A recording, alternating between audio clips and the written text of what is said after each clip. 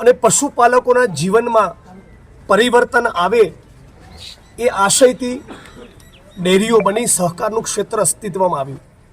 પણ છેલ્લા કેટલાય વર્ષોથી પાટણ, મહેસાણા, બનાસકાંઠા, સાબરકાંઠા તમે કોઈ પણ રાજકીય કે બિન રાજકીય માણસને પૂછી લો કે તમારા હૃદય પર હાથ મૂકીને કહો, જે શુભ આશયથી પશુપાલકોનો, ખેડૂતોનું ભલું કરવાના ઈરાદાથી જે સહકારનું ક્ષેત્ર અને ડેરી અસ્તિત્વમાં આવ્યા, એ ભાવના બચી છે. નકરી લૂંટ અને ભ્રષ્ટાચારનો અડ્ડો બની ગયા છે. સાબર ડેરીના પશુપાલકોને, દૂધ ઉત્પાદકોને ગયા વર્ષની માફક જે ભાવ ફરક, જે ભાવ વધારો આપવાનો થતો હતો એ નિયમ પ્રમાણે આપ્યો હોત તો આ અશોકભાઈ ચૌધરી નામના ખેડૂત, જે સામાન્ય ખેડૂત છે, નાનો ને સીમાંત ખેડૂત છે, એ માણસે પોતાનું જીવન ગુમાવવું ના પડ્યું. એ ખેડૂતો, પશુપાલકો, દૂધ ઉત્પાદકો જ્યારે સાબર ડેરીના દ્વાર ઉપર પોતાની ન્યાયી અને વાજબી માગણી લઈને જાય છે ત્યારે જાણે ચોર અને ડાકુ આવ્યા હોય એમ દરવાજા બંધ કરી દો, પોલીસ દાદાગીરી કરે, ડેરીના માણસો પ્રાઇવેટ બોડીગાર્ડ રાખે. આ કોને તમે ડરાવવા માંગતા હતા? કોને ધમકાવવા માંગતા હતા? હું સ્પષ્ટપણે કહેવા માંગુ છું કે ભારતીય જનતા પાર્ટીની સરકાર અને સાબર ડેરીની મિલીભગત હતી, મિલીભગત છે. ખેડૂતોને, પશુપાલકોને જાણી બૂજીને ઉશ્કેરવામાં આવ્યા અને ઉશ્કેરાયા, એનો લાભ લઈને લાઠીચાર્જ કરી એમના બરડા તોડી નાખ્યા અને એક્સપાયરી ડેટ બાદના ટીયર ગેસના સેલ છોડવામાં આવ્યા.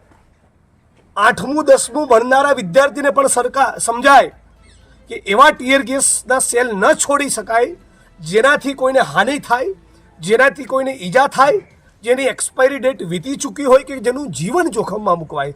અને એ છતાં આવા એક્સપાયરી ડેટના ટીયર ગેસના સેલ છોડવામાં આવ્યા. હું માગણી કરું છું કે તાબડતોબ સાબર ડેરી અને સરકાર એ ખેડૂતો સાથે, પશુપાલકો સાથે, દૂધ ઉત્પાદકો સાથે તાબડતોબ 24 કલાકમાં મંત્રણા કરી ગયા વર્ષના પ્રમાણે તમામ એમનો ભાવ વધારો, ભાવનો ફરક અર્જન્ટ પ્રાયોરિટી બેઝિસ પર સોંપી દે. અશોકભાઈ ચૌધરી, એમનું મૃત્યુ નથી થયું, હું માનું છું કે એમની હત્યા કરવામાં આવી છે. એના જે પણ દોષિતો, કસૂરવાર, જવાબદાર માણસો છે એની સામે લાગુ પડતી કલમો હેઠળ ગુનો દાખલ થાય.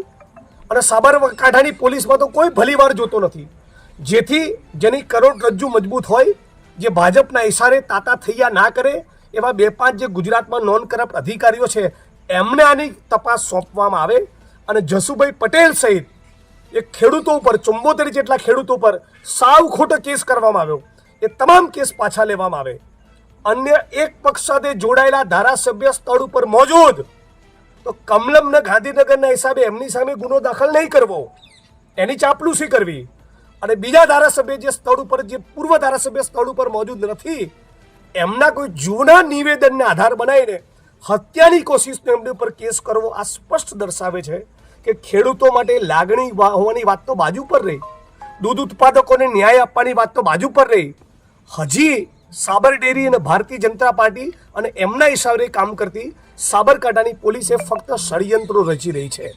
હું આનો સ્પષ્ટ શબ્દોમાં વિરોધ કરું છું. અને જો સાબર ડેરી અને ભારતીય જનતા પાર્ટીની સરકાર હજી વેળાસર નહીં જાગી તો આના પડઘા સમગ્ર ઉત્તર ગુજરાતમાં પડવાના છે.